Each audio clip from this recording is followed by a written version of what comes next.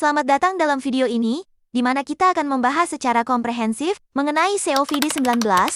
COVID-19 adalah penyakit menular yang disebabkan oleh virus SARS-CoV-2 yang pertama kali teridentifikasi pada bulan Desember tahun 2019 di Wuhan, Tiongkok. Penyakit ini dengan cepat menyebar ke seluruh dunia, menyebabkan krisis kesehatan global yang belum pernah terjadi sebelumnya. Menurut Pavita et al. 2022, COVID-19 menimbulkan beragam gejala yang dapat bervariasi dari ringan hingga berat. Gejala yang umum terjadi antara lain demam, batuk kering, dan kesulitan bernapas. Selain itu, beberapa pasien melaporkan gejala lain seperti kelelahan, nyeri otot, sakit kepala, dan gangguan pencernaan menurut Solihin et al. 2022. Penting untuk diperhatikan bahwa munculnya gejala ini dapat bervariasi antar individu dan dapat dimulai 2 hingga 14 hari setelah terpapar virus. Berdasarkan penelitian, terdapat beberapa faktor risiko yang meningkatkan kemungkinan seseorang terinfeksi dan mengalami komplikasi serius akibat COVID-19. Faktor risiko ini mencakup usia di atas 60 tahun, jenis kelamin laki-laki, dan adanya komorbiditas seperti hipertensi, diabetes, dan obesitas. Populasi dengan kondisi ini cenderung mengalami reaksi yang lebih parah terhadap infeksi dan dapat mengarah pada komplikasi serius seperti pneumonia, gagal napas, dan bahkan kematian menurut Siregar et al. 2024. COVID-19 merupakan penyakit zoonosis, artinya dapat berpindah dari hewan ke manusia. Penyebaran virus ini terjadi melalui droplet dari batuk, bersin, atau bahkan berbicara oleh individu yang terinfeksi. Oleh karena itu, tindakan pencegahan seperti penggunaan masker, menjaga jarak fisik, dan mencuci tangan secara teratur sangat dianjurkan untuk mengurangi risiko penularan, menurut Solihin et al. 2022.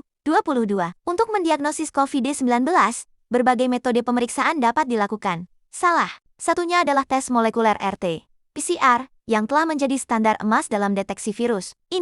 Selain itu, tes deteksi antigen dan tes antibodi juga digunakan. Melalui pemeriksaan ini, individu yang terinfeksi dapat diidentifikasi dan mendapatkan perawatan yang tepat. Menurut Rizky et al. 2023, penata laksanaan pasien COVID-19 dapat bervariasi bergantung pada tingkat keparahan. Gejalanya, terapi simptomatik dan suportif seperti pemberian cairan, oksigen, dan obat antipiretik mungkin diperlukan. Pada kasus yang lebih berat, terapi antivirus dapat diberikan.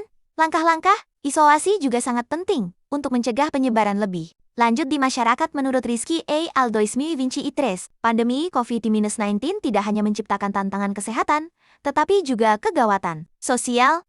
Rasa ketidakpastian dan ketakutan terkait penularan virus dapat memengaruhi kesejahteraan psikologis masyarakat. Oleh karena itu, penting untuk melakukan edukasi berkelanjutan mengenai pencegahan dan penanganan COVID-19 agar masyarakat lebih siap menghadapi potensi gelombang baru infeksi, menurut Solihin et al. 2022.